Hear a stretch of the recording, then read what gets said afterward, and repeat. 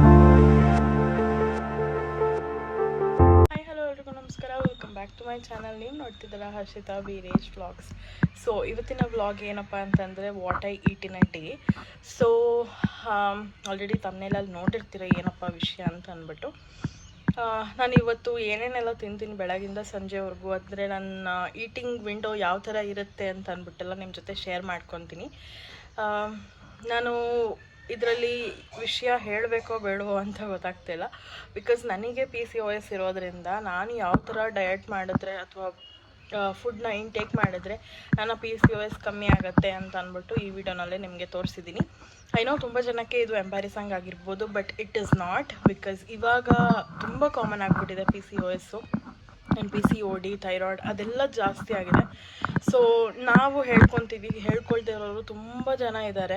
So ಅವ್ರಿಗೆಲ್ಲ help ಆಗಲಿ ಅಂತ ಅಂದ್ಬಿಟ್ಟು ನಾನು ಈ ವಿಡಿಯೋ ಮಾಡ್ತಾಯಿದ್ದೀನಿ. ಸೊ ವಿಡಿಯೋದಲ್ಲಿ ಹೇಳಿದ್ದೀನಿ ಎಲ್ಲನೂ ಯಾವ ಥರ ತಿನ್ನಬೇಕು, ಯಾವ ಥರ ಮಾಡಬೇಕು ಅಂತ ಅಂದ್ಬಿಟ್ಟು. ಸೊ ಇಂಟ್ರೋ ವಿಡಿಯೋ ಮಾತ್ರ ತೊಗೊಂಡಿರಲಿಲ್ಲ, ಅದಕ್ಕೆ ಆ ವಿಡಿಯೋನ ಇವತ್ತು ತೊಗೊತಾ ಇದ್ದೀನಿ, ಅಂದರೆ ಶೂಟ್ ಮಾಡ್ತಾಯಿದ್ದೀನಿ. ಸೊ ವಿಡಿಯೋನ ಕಂಪ್ಲೀಟಾಗಿ ನೋಡಿ, ಸ್ಕಿಪ್ ಮಾಡಿಬಿಡಿ. ಆ್ಯಂಡ್ ನಿಮಗೆ ತುಂಬಾ ಹೆಲ್ತ್ ಬೆನಿಫಿಟ್ಸ್ ಇರುತ್ತೆ ಈ ವಿಡಿಯೋ ನೋಡೋದ್ರಿಂದ. ಸೊ ನಿಮ್ಮ ಲೈಫ್ ಸ್ಟೈಲ್ ಕೂಡ ಚೇಂಜ್ ಮಾಡ್ಕೊಬೋದು. ಬರೀ PCOS ಥೈರಾಯ್ಡ್ ಇರೋರು ಅಷ್ಟೇ ಅಲ್ಲ, ಎಲ್ಲರೂ ಕೂಡ ಈ ಒಂದು ಡಯಟ್ನ ಫಾಲೋ ಮಾಡಿದ್ರೆ ಅವರ ಒಂದು ಲೈಫ್ ಸ್ಟೈಲ್ ಏನಿರುತ್ತೆ ಅದು ತುಂಬಾ ಚೆನ್ನಾಗಿ ಹೋಗುತ್ತೆ ಆ್ಯಂಡ್ ತುಂಬ ಹೆಲ್ದಿಯಾಗಿ ಕೂಡ ಇರ್ತಾರೆ. ಬಟ್ ಅದು ನಿಮಗೆ ಸೂಟ್ ಆಗುತ್ತೋ ಇಲ್ವೋ ಅಂತ ನೋಡಿಕೊಂಡು ಅದಾದಮೇಲೆ ನೀವು ಏನೇ ಒಂದು ಲೈಫ್ ಸ್ಟೈಲ್ ಮಾಡಿಫಿಕೇಷನ್ ಮಾಡ್ಕೊಳ್ಳೋದಿದ್ರು ಮಾಡ್ಕೊಬೇಕು. ಸುಮ್ಮನೆ ಯಾರೋ ಹೇಳಿದ್ರು ಅಂತ ಮಾಡೋದಲ್ಲ. ನಿಮಗೆ ಅದು ಸೂಟ್ ಆಗುತ್ತೆ, ನಿಮ್ಮ ಕೈಲಿ ಆಗುತ್ತೆ ಅದನ್ನು ಮಾಡೋದಕ್ಕೆ ಅಂತಂದ್ರೆ ಮಾತ್ರ ಮಾಡಬೇಕು. ಸುಮ್ಮನೆ ಎಲ್ಲ ಮಾಡೋದಕ್ಕೆ ಹೋಗಬೇಡಿ. ಫಸ್ಟು ಟ್ರಯಲ್ ತೊಗೊಳ್ಳಿ, ನಿಮಗೆ ಓಕೆ ಆದರೆ ಅದಾದಮೇಲೆ ನೀವು ಟ್ರೈ ಮಾಡ್ಬೋದು. ಇಷ್ಟು ಹೇಳ್ತಾ ವಿಡಿಯೋನ ಹಾಕ್ತೀನಿ, ಡಿಲೇ ಮಾಡೋದಿಲ್ಲ. ಆ್ಯಂಡ್ ಅದಕ್ಕೂ ಮುಂಚೆ ಯಾರೆಲ್ಲ ನನ್ನ ಚಾನಲ್ಗೆ ಸಬ್ಸ್ಕ್ರೈಬ್ ಆಗಿಲ್ಲ ಬೇಗ ಹೋಗಿ ಸಬ್ಸ್ಕ್ರೈಬ್ ಆಗಿ ಆ್ಯಂಡ್ ಬೆಲ್ಲೈಕನ್ನ ಕ್ಲಿಕ್ ಮಾಡಿ, ಸೊ ದಟ್ ನನ್ನೆಲ್ಲ ವಿಡಿಯೋಸ್ ನಿಮಗೆ ಫಸ್ಟ್ ಬರುತ್ತೆ ಅಂತ ಹೇಳ್ತಾ, ಸೊ ತಡ ಮಾಡಿದೆ, please go and watch my video. So ನನ್ನ ಬೆಳಗಿನ ರೂಟೀನ್ ಹೇಗೆ ಸ್ಟಾರ್ಟ್ ಆಗುತ್ತೆ ಅಂದರೆ, ಬ್ರೇಕ್ಫಾಸ್ಟ್ ನಾನು ತೊಗೊಳ್ಳೋದು ಬಂದು ಫ್ರೂಟ್ಸು. ಯಾವುದಾದ್ರೂ ಫ್ರೂಟ್ಸ್ ಇದ್ದರೂ ಓಕೆ, ಸೀಸನಲ್ ಫ್ರೂಟ್ಸು. ಬಟ್ ಇವಾಗ ಸೀಸನಲ್ ಫ್ರೂಟ್ ಅಂತಂದರೆ ಕಲ್ಲಂಗಡಿ ಹಣ್ಣು, ಎಲ್ಲರಿಗೂ ಗೊತ್ತು. ಆ್ಯಂಡ್ ಅದು ತುಂಬಾ ಒಳ್ಳೆಯದು, ನಮ್ಮ ಬಾಡಿನಲ್ಲಿ ವಾಟರ್ ಕಂಟೆಂಟ್ನ ಹಾಗೆ ಮೇಂಟೈನ್ ಮಾಡೋದಕ್ಕೆ ಹೆಲ್ಪ್ ಮಾಡುತ್ತೆ. ಆ್ಯಂಡ್ ತುಂಬ ಟೇಸ್ಟಿಯಾಗಿ ಕೂಡ ಇರುತ್ತೆ, ಹೊಟ್ಟೆನೂ ಕೂಡ ತುಂಬುತ್ತೆ ಬೇಗ.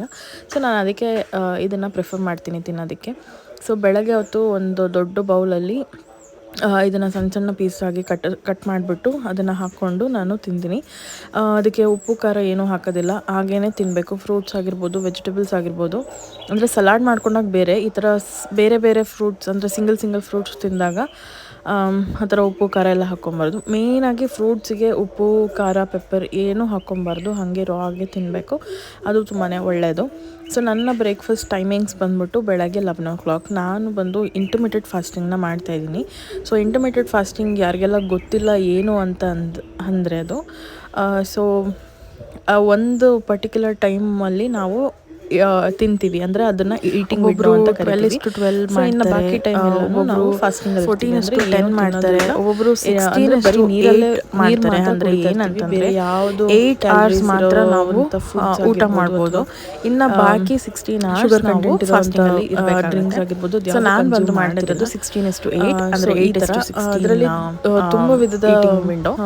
ಸೊ ಇದರಲ್ಲಿ ನಾವು ಏನು ಬೇಕಾದ್ರೂ ತಿನ್ಬೋದಾ ಅಂತಂದರೆ ನೋ, ಆ ಥರ ಎಲ್ಲ ಏನು ಬೇಕಾದ್ರೂ ತಿನ್ನಂಗಿಲ್ಲ. ಫಸ್ಟು ವೈಟ್ಸ್ನ ಕಟ್ ಮಾಡಬೇಕು, ಮಿಲ್ಕ್, ಶುಗರ್ ಮತ್ತು ಮೈದಾ ಇದನ್ನೆಲ್ಲ ಕಟ್ ಮಾಡಿ ಬರೀ ಕ್ಯಾಲರೀಸ್ ಕಮ್ಮಿ ಇರುವಂಥ ಫುಡ್ಸ್ ಮತ್ತು ಫೈಬರ್ ರಿಚ್ ಇರುವಂಥ ಫುಡ್ಸ್ನ ನಾವು ಕನ್ಸ್ಯೂಮ್ ಮಾಡ್ತಾ ಬರಬೇಕು.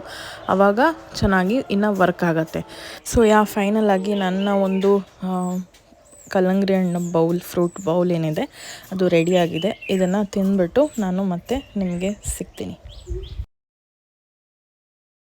ಸೊ ನಾನು ಏನಕ್ಕೆ ಬೆಳಗ್ಗೆ ಟಿಫನ್ನಿಗೆ ಬ್ರೇಕ್ಫಾಸ್ಟಿಗೆ ಫ್ರೂಟ್ಸ್ನ ತೊಗೊತಿದ್ದೀನಿ ಅಂತಂದರೆ, ನಾವು ನೈಟೆಲ್ಲ ಫಾಸ್ಟಿಂಗ್ ಇರ್ತೀವಿ, ಅಂದರೆ 16 hours ಏನಿರುತ್ತಲ್ಲ ಅದನ್ನೆಲ್ಲ ಫಾಸ್ಟಿಂಗ್ ಇರ್ತೀವಿ. ಸೊ ಬೆಳಗ್ಗೆ ಎದ್ದಿದ ತಕ್ಷಣ ನಾವು ಯಾವುದೇ ಖಾರ ಐಟಮ್ ಆಗಿರ್ಬೋದು ಅಥವಾ ಮಸಾಲ ಐಟಮ್ ಆಗಿರ್ಬೋದು ಅದು ಯಾವುದು ಕನ್ಸ್ಯೂಮ್ ಮಾಡಬಾರ್ದು. ಅದರಿಂದ ನಮ್ಮ ಗಟ್ ಹೆಲ್ತ್ ಹಾಳಾಗತ್ತೆ. ಸೊ ನಾವು ಯಾವುದಾದ್ರೂ ಒಂದು ಲೈಟ್ ಫುಡ್ನ ಕನ್ಸ್ಯೂಮ್ ಮಾಡಿದ್ರೆ ಅದು ನಮಗೆ ಹೆಲ್ಪ್ ಮಾಡುತ್ತೆ. ಸ್ವಲ್ಪ ಬಾಡಿ ಅಡ್ಜಸ್ಟ್ ಆಗೋದಕ್ಕೆ. ಸೊ ಇನಿಷಿಯಲಿ ಇದು ಸ್ವಲ್ಪ ಕಷ್ಟ ಆಗಬಹುದು, ಬಟ್ ಹೋಗ್ತಾ ಹೋಗ್ತಾ ನಮಗೆ ಅಭ್ಯಾಸ ಆಗಿಬಿಡುತ್ತೆ. ಈಗ ನನಗೆ ಆಲ್ರೆಡಿ ಅಭ್ಯಾಸ ಆಗಿಬಿಟ್ಟಿದೆ. ಸೊ ನನ್ನ ಲೈಟ್ ಫುಡ್ ತಿಂದ್ರೇ ನಾನು ಒಂಥರ ಲೈಟಾಗಿ ಫೀಲ್ ಮಾಡ್ತಾ ಇರ್ತೀನಿ ಅಂತ ಅನಿಸುತ್ತೆ. ಸೊ ಇದು ತಿಂದಮೇಲೆ ಸ್ವಲ್ಪ ಹೊಟ್ಟೆ ಹಸಿಯೋದು ಜಾಸ್ತಿನೇ ಆಗುತ್ತೆ, ಬಟ್ ಕಂಟ್ರೋಲ್ ಅನ್ನೋದಕ್ಕಿಂತ ಇನ್ನೊಂದು ಸ್ವಲ್ಪ ಹೊತ್ತಾದಮೇಲೆ ನೀವು ನಿಮ್ಮ ಲಂಚ್ನ ತಿನ್ಬೋದು. ಸೊ ನಾನು ಹೇಗೆ ಮಾಡ್ತೀನಿ ಅಂದರೆ 11 o'clockಗೆ ನನ್ನ ಒಂದು ಬ್ರೇಕ್ಫಾಸ್ಟ್ನ ತಿಂದು 12:30 1 ಅಷ್ಟರಲ್ಲಿ ನಾನು ನನ್ನ ಲಂಚ್ನ ಮಾಡ್ತೀನಿ. ಸೊ ನಾನು ಲಂಚ್ ಏನು ತಿಂತೀನಿ ಅಂತ ತೋರಿಸ್ತೀನಿ ಬನ್ನಿ. ಸೊ ಇಲ್ಲಿ ಬಂದು ನಾನು ಲಂಚಿಗೆ ಏನು ಮಾಡೋದು ಅಂತ ತುಂಬ ಯೋಚನೆ ಮಾಡ್ತಾಯಿದ್ದೆ. ಸೊ ಅದೇ ಟೈಮಿಗೆ ನಮ್ಮ ಮಾವ ಮತ್ತು ತಾತಂಗೆ ಮುದ್ದೆ ಬೇಕಾಗಿತ್ತು. ಸೊ ಬೆಟರ್ ಆಪ್ಷನ್ ಮುದ್ದೆನೇ ತಿನ್ನೋದು ಮಧ್ಯಾಹ್ನಕ್ಕೆ ಅಂತ ಅಂದ್ಬಿಟ್ಟು ಮುದ್ದೆನೇ ಮಾಡ್ಕೊತಾ ಇದ್ದೀನಿ ನನಗೂ ಸೇರಿಸಿ. ಆ್ಯಂಡ್ ಮುದ್ದೆ ಜೊತೆಗೆ ಸ್ವಲ್ಪ ಅನ್ನ ತಿಂತೀನಿ ಅಷ್ಟೇನೆ. ಸೊ ಮುದ್ದೆ ಮತ್ತು ಅನ್ನ ಮತ್ತು ಸೌತೆಕಾಯಿ ಇದನ್ನೆಲ್ಲ ರೆಡಿ ಮಾಡಿ ಇಟ್ಕೊತಾ ಇದ್ದೀನಿ. ಸೌತೆಕಾಯಿ ಫಸ್ಟು ನೀಟಾಗಿ ಎಲ್ಲ ಇಟ್ಕೊಂಡು ಅದನ್ನು ಕೂಡ ತಿಂತೀನಿ. ಅದು ಆಪ್ಷನಲ್, ಇದ್ದರೆ ತಿಂತೀನಿ, ಇಲ್ಲ ಅಂತಂದರೆ ಇಲ್ಲ. ಆ ಥರ ಏನಾದರೂ ಒಂದು ಫೈಬರ್ ಐಟಮ್ ಹೋಗಲೇಬೇಕಲ್ಲ, ಇಂಟೇಕ್ ಆಗಬೇಕು. ಸೊ ಅದಕ್ಕೆ. ಆ್ಯಂಡ್ ಅತ್ತೆ ಸೊಪ್ಪು ಸಾರು ಮಾಡಿದರು. ಸೊ ಸೊಪ್ಪಲ್ಲಿ ಗೊತ್ತಿರುತ್ತೆ ನಿಮಗೆ, ಗ್ರೀನ್ಸ್ ಜಾಸ್ತಿ ತಿನ್ನಬೇಕು, ಸೊಪ್ಪಲ್ಲಿ ಜಾಸ್ತಿ ವಿಟಮಿನ್ಸ್ ಎಲ್ಲ ಸಿಗುತ್ತೆ. ಆ್ಯಂಡ್ ಅದು ಕೂಡ ತುಂಬ ಒಳ್ಳೆಯದು. ಆ್ಯಂಡ್ ನಂಗೆ ಸೊಪ್ಪು ಸಾರು ಅಂದರೆ ಸಿಕ್ಕಾಪಟ್ಟೆ ಇಷ್ಟ. ಅದಕ್ಕೆ ನಾನು ಮುದ್ದೆನೇ ಪ್ರಿಫರ್ ಮಾಡ್ತೀನಿ ಜಾಸ್ತಿ ಮಧ್ಯಾಹ್ನದ ಹೊತ್ತು. ಇಲ್ಲ ಅಂತಂದರೆ ಬೇರೆನೂ ಕೂಡ ತಿನ್ಬೋದು, ಅಂದರೆ ಸ್ವಲ್ಪ ರೈಸ್ ಸಾಂಬಾರು ಈ ಥರ ತಿನ್ಬೋದು, ಏನೂ ಪ್ರಾಬ್ಲಮ್ ಆಗೋಲ್ಲ. ಇಲ್ಲ ಚಪಾತಿ ಕೂಡ ತಿನ್ಬೋದು.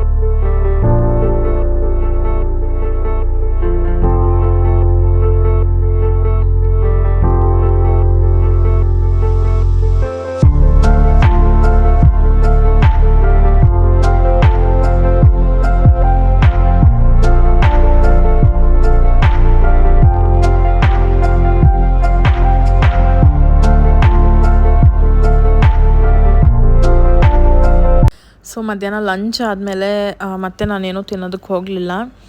ಇನ್ಫ್ಯಾಕ್ಟ್ ಈವ್ನಿಂಗ್ ಟೈಮಲ್ಲಿ ಸ್ವಲ್ಪ ಹೊಟ್ಟೆ ಹಸಿಯುತ್ತೆ. ಅವಾಗ ನಾನು ಏನು ಮಾಡ್ತೀನಿ ಅಂತಂದರೆ ಪೀನಟ್ ಇರುತ್ತಲ್ಲ ಅದನ್ನು ಹುರ್ಕೊಂಡು ತಿಂದ್ಬಿಡ್ತೀನಿ. ಕಾಫಿ ಎಲ್ಲ ಸ್ಕಿಪ್ ಮಾಡ್ತೀನಿ, ನಾನು ಜಾಸ್ತಿ ಕಾಫಿ ಎಲ್ಲ ಕುಡಿಯೋದಕ್ಕೆ ಹೋಗಲ್ಲ. ಪೀನಟ್ ಅಥವಾ ರೋಸ್ಟೆಡ್ ಆಲ್ಮಂಡ್ಸ್ ಇರುತ್ತೆ ಮನೆಯಲ್ಲಿ, ಸ್ಟೋರ್ ಮಾಡಿಟ್ಟಿರ್ತೀನಿ. ಸೊ ಆ ಥರದ್ದೆಲ್ಲ ತಿನ್ಕೊಂಡ್ಬಿಡ್ತೀನಿ. ಆ್ಯಂಡ್ ನೈಟ್ಗೆ ಪ್ರಿಪೇರ್ ಮಾಡಬೇಕಾಗಿತ್ತು ಡಿನ್ನರ್ನ. ಸೊ ಅದಕ್ಕೆ ನಾನು ಇಲ್ಲಿ ಪ್ರಿಪೇರ್ ಮಾಡ್ಕೊತಾ ಇದ್ದೀನಿ, ಬರೀ ನಾನೊಬ್ಳಿಗೆ ಅಂತಲೇ. ಅಂದರೆ ಸ್ವಲ್ಪ ಜಾಸ್ತಿನೇ ಮಾಡಿರ್ತೀನಿ, ಎಲ್ಲರೂ ತಿಂತಾರೆ ಅಂತ ಅಂದ್ಬಿಟ್ಟು, ನಾನೊಬ್ಳಿಗೆ ಅಂತ ಅಲ್ಲ. ಸೊ ನಾನು ನನ್ನ ಡಿನ್ನರ್ನ ಒಂದು 5 o'clockಗೆಲ್ಲ ಸ್ಟಾರ್ಟ್ ಮಾಡ್ಕೊತೀನಿ ಪ್ರಿಪೇರ್ ಮಾಡ್ಕೊಳ್ಳೋದಕ್ಕೆ. ಇನ್ಫ್ಯಾಕ್ಟ್ 5:30 ಆಗಿಬಿಡುತ್ತೆ ಸ್ಟಾರ್ಟ್ ಮಾಡೋಷ್ಟೊತ್ತಿಗೆ. 6:30ಗೆ ಅದು ಮುಗಿಸಿ ಬಿಸಿ ಬಿಸಿ ಆವಾಗಲೇ ಹಾಕ್ಕೊಂಡು ತಿನ್ನಬೇಕು ನಾನು, ಆ ಥರ ಮಾಡ್ಕೊತೀನಿ ನಾನು. ಸೊ ಇಲ್ಲಿ ಬಂದು ನಾನು 2 ಕಡೆ ಸ್ಟವ್ ಹಚ್ಚಿಟ್ಕೊಂಡಿದ್ದೀನಿ. ಏನಕ್ಕೆ ಅಂತಂದರೆ ಒಂದು ಕಡೆ ಗೊಜ್ಜು ಅವಲಕ್ಕಿ ಮಾಡ್ಕೊಳ್ಳೋದಕ್ಕೆ, ಮತ್ತು ಇನ್ನೊಂದು ಕಡೆ ಬಾಳೆಕಾಯಿ ಫ್ರೈ ಮಾಡೋದಕ್ಕೆ.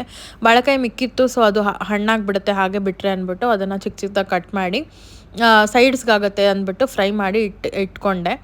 ಆ್ಯಂಡ್ ಪಕ್ಕದ್ರಲ್ಲಿ ನಾನು ಒಗ್ಗರಣೆ ಹಾಕ್ಕೊತಾ ಇದ್ದೀನಿ, ಬಿಕಾಸ್ ಅದರಲ್ಲಿ ಗೊಜ್ಜು ಅವಲಕ್ಕಿ ಮಾಡ್ಕೊಳ್ಬೇಕಾಗಿತ್ತು. ಸೊ ಅದಕ್ಕೆ ಫಸ್ಟು ಎಣ್ಣೆ ಹಾಕಿ, ಸಾಸಿವೆ ಹಾಕಿ, ಕಡಲೆಬೇಳೆ ಮತ್ತು ಕೆಂಪು ಮೆಣಸಿನ್ಕಾಯಿ ಒಣಗಿರೋದು ಅದು ಮತ್ತು ಕಡಲೆ ಬೀಜ ಹಾಕಿ ಚೆನ್ನಾಗಿ ಹುರ್ಕೊತಾ ಇದ್ದೀನಿ. ಸೊ ಅದು ಸ್ವಲ್ಪ ಗೋಲ್ಡನ್ ಬ್ರೌನ್ ಆಗಬೇಕು. ಅದನ್ನು ಸೈಮಲ್ಟೇನಿಯಸ್ ಆಗಿ ಇದನ್ನು ಸೈಮಲ್ಟೇನಿಯಸ್ ಆಗಿ ಎರಡೂ ಒಟ್ಟಿಗೆ ಮಾಡ್ಕೊತಾ ಇದ್ದೀನಿ, ಬಿಕಾಸ್ ನನಗೆ ಟೈಮ್ ಸೇವ್ ಆಗಬೇಕು. ಆ್ಯಂಡ್ ಅವತ್ತು ಸ್ವಲ್ಪ ಲೇಟ್ ಆಗಿಬಿಟ್ಟಿತ್ತು ನಾನು ಅಡುಗೆ ಪ್ರಿಪೇರ್ ಮಾಡೋದು. ಆಲ್ಮೋಸ್ಟ್ ಒಂದು 5:45 6 o'clock ಹತ್ತಿರ ಆಗ್ತಿತ್ತು. ಸೊ ನಾನು ಬರೀನಲ್ಲಿ ಮಾಡ್ತಾಯಿದ್ದೆ, ಜೊತೆಗೆ ವೀಡಿಯೋ ಕೂಡ ಮಾಡಬೇಕಿತ್ತಲ್ಲ, ವೀಡಿಯೋ ಮಾಡಿದಾಗ ಸ್ವಲ್ಪ ಟೈಮ್ ಆಗುತ್ತೆ. ಸೊ ಅದಕ್ಕೆ ಮಾಡ್ಕೊತಾ ಇದ್ದೆ. ಆ್ಯಂಡ್ ನಾನು ಅದೇ ಇಲ್ಲಿ ಗೊಜ್ಜವಲಕ್ಕಿಗೆ ಇವಾಗ ಹುಣ್ಸೆಹಣ್ಣು ರಸನ ಹಾಕ್ಕೊಂಡಿದ್ದೀನಿ. ಸೊ ಹುಣ್ಸೆಹಣ್ಣು ರಸ ಒಂದು 1/2 ಲೆಮನ್ ಆಗೋಷ್ಟು ನೆನೆಸಿಟ್ಕೊಂಡಿದ್ದೆ.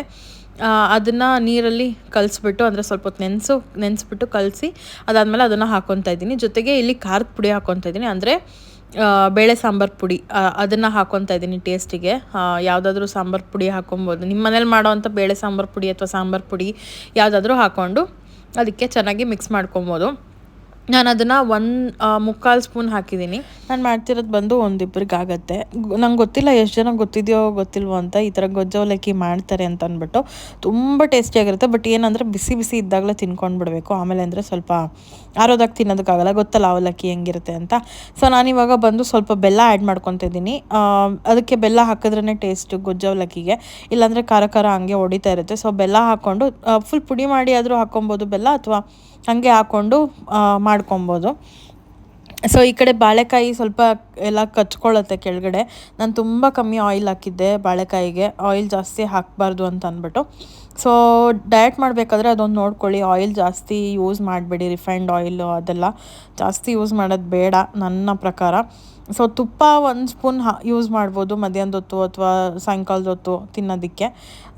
ಸ್ವಲ್ಪ ಆಯಿಲ್ ಕಮ್ಮಿನೇ ತಿನ್ನಿ. ಆ್ಯಂಡ್ ಅದು ಗೊಜ್ಜು ಅವಲಕ್ಕಿದು ಗೊಜ್ಜು ಏನಿದೆಯಲ್ಲ ಅದು ಚೆನ್ನಾಗಿ ಕುದ್ದು ಅದು ಗಟ್ಟಿ ಆಗಬೇಕು.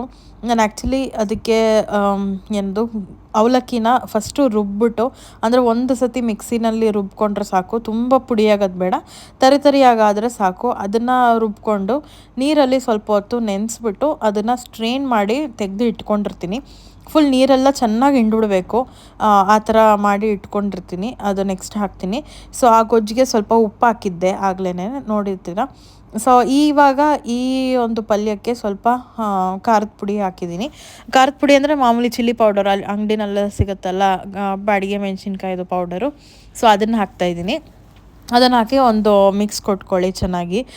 ಅದು ಚೆನ್ನಾಗಿ ಫ್ರೈ ಆಗಬೇಕು, ಚೆನ್ನಾಗಿ ಬೆಂದಿರಬೇಕು, ಆವಾಗ ಟೇಸ್ಟು ತುಂಬಾ ಚೆನ್ನಾಗಿರುತ್ತೆ. ಇದಕ್ಕೆ ಬೇರೆ ಏನೋ ಹಾಕೋದು ಬೇಡ, ಬರೀ ಉಪ್ಪು ಮತ್ತು ಖಾರದ ಪುಡಿ ಹಾಕಿದ್ರೆ ಸಾಕು, ಅದು ತುಂಬ ಚೆನ್ನಾಗಾಗುತ್ತೆ. ಆ್ಯಂಡ್ ಇಲ್ಲಿ ಗೊಜ್ಜು ಕೂಡ ಚೆನ್ನಾಗಾಗಿದೆ. ಗೊಜ್ಜಿಗೆ ನಾನಿವಾಗ ಅವಲಕ್ಕಿನ ಆ್ಯಡ್ ಮಾಡ್ಕೊತಾ ಇದ್ದೀನಿ. ಸೊ ಅವಲಕ್ಕಿ ನೆನೆಸಿ ಇಟ್ಕೊಂಡಿರೋದು ನೋಡಿ ಎಷ್ಟು ಪುಡಿಯಾಗಿ ಆಗಿಬಿಟ್ಟಿದೆ ಅಂತ. ಈ ಥರ ಇರಬೇಕು ಆ್ಯಡ್ ಮಾಡ್ಕೊಳ್ಳೋದಕ್ಕೆ, ಆವಾಗ ಚೆನ್ನಾಗಿರುತ್ತೆ. ಸೊ ಇದನ್ನು ಆ್ಯಡ್ ಮಾಡ್ಕೊತಾ ಇದ್ದೀನಿ. 2 ಸಣ್ಣ ಕಪ್ಪಲ್ಲಿ 2 ಕಪ್ ಆಗೋಷ್ಟು ಅವಲಕ್ಕಿ ತೊಗೊಂಡು ರುಬ್ಬಿಟ್ಕೊಂಡ್ರೆ ಅದನ್ನು ನೆನೆಸಿದ್ಮೇಲೆ ಸ್ವಲ್ಪ ಜಾಸ್ತಿ ಆಗುತ್ತಲ್ಲ, ಸೊ ಆವಾಗ ಈ ಥರ ಆಗುತ್ತೆ. ಸೊ ಇದನ್ನು ಆ್ಯಡ್ ಮಾಡಿಕೊಂಡು ಸ್ವಲ್ಪ ಚೆನ್ನಾಗಿ ಮಿಕ್ಸ್ ಕೊಟ್ಕೊಳ್ಳಿ. ತಳ ಎಲ್ಲ ಹಿಡಿಬಾರ್ದು, ತಳ ಹಿಡಿದ್ರೂ ಇಟ್ಸ್ ಓಕೆ, ಬಟ್ ಅಷ್ಟೊಂದೆಲ್ಲ ಸೀಸೋ ಥರ ಮಾಡಬೇಡಿ. ಚೆನ್ನಾಗಿ ಒಂದು ಮಿಕ್ಸ್ ಕೊಟ್ಟು ಒಂದು ಸ್ವಲ್ಪ ಬಿಸಿ ಆದರೆ ಅಥವಾ ಬೆಚ್ಚಗಾದರೆ ಸಾಕಾಗತ್ತೆ. ಇದು ಚೆನ್ನಾಗಿ ಬಿಸಿ ಎಲ್ಲ ಆದಮೇಲೆ ಅದಕ್ಕೆ ಸ್ವಲ್ಪ ಕೊತ್ತಂಬರಿ ಸೊಪ್ಪು ಆ್ಯಡ್ ಮಾಡಿ ಮೇಲ್ಗಡೆ, ಸುಮ್ಮನೆ ಗಾರ್ನಿಷಿಂಗ್ಗೆ, ಆ್ಯಂಡ್ ಟೇಸ್ಟ್ ಕೂಡ ಚೆನ್ನಾಗಿರುತ್ತೆ ಅಷ್ಟೇನೆ. ಸೊ ಅದನ್ನು ಆ್ಯಡ್ ಮಾಡಿ ಮತ್ತೆ ಒಂದು ಸತಿ ಚೆನ್ನಾಗಿ ಮಿಕ್ಸ್ ಕೊಟ್ಟರೆ ನಮ್ಮ ಏನದು ಗೊಜ್ಜು ಅವಲಕ್ಕಿ ಫುಲ್ ರೆಡಿ ಆಗಿರುತ್ತೆ, ಟೇಸ್ಟಿ ಗೊಜ್ಜು ಅವಲಕ್ಕಿ. ಸೊ ನಮ್ಮ ಡ್ಯಾಡಿ ಹೇಳ್ಕೊಟ್ಟಿದ್ದು ಇದನ್ನು, ಆ್ಯಂಡ್ ಮಮ್ಮಿ ಕೂಡ ಮಾಡ್ತಾಯಿರ್ತಾರೆ ಅವಾಗವಾಗ. ಅವಲಕ್ಕಿ is good for health and ಡಯಟ್ಗೂ ತುಂಬ ಒಳ್ಳೆಯದು ಅಂತ ಅಂದ್ಬಿಟ್ಟು ನಾನು ಅದನ್ನು ಯೂಸ್ ಮಾಡಿ ಈ ಥರ ಮಾಡ್ಕೊಂಡಿದ್ದೆ ನನ್ನ ಡಿನ್ನರ್ನ. ಸೊ ಇಲ್ಲಿ ಉಪ್ಪು ಹಾಕೋದು ಮರ್ತೋದೆ ಈ ಪಲ್ಯಕ್ಕೆ. ಸೊ ಹಾಕ್ಬಿಟ್ಟು ಚೆನ್ನಾಗಿ ಮಿಕ್ಸ್ ಕೊಟ್ಟರೆ ಇದು ಕೂಡ ಟೇಸ್ಟಿಯಾಗಿ ರೆಡಿ ಆಗುತ್ತೆ. ಆ್ಯಂಡ್ ದೆನ್ ನಾನು ಒಂದು ಪ್ಲೇಟ್ ತೊಗೊಂಡು ಅದನ್ನು ಗಾರ್ನಿಷ್ ಮಾಡ್ಕೊತಾ ಇದ್ದೀನಿ. ಸೊ ಈ ಬೌಲಲ್ಲಿ ಹಾಕಿದ್ದು ನಾನು ತುಂಬ ಜಾಸ್ತಿ ಆಗೋಯ್ತು, ನನ್ನ ಕೈಯಲ್ಲಿ ತಿನ್ನೋದಕ್ಕೆ ಆಗಲಿಲ್ಲ ಅಷ್ಟೊಂದು, ಅದರಲ್ಲಿ ಅರ್ಧ ತಿಂದೆ.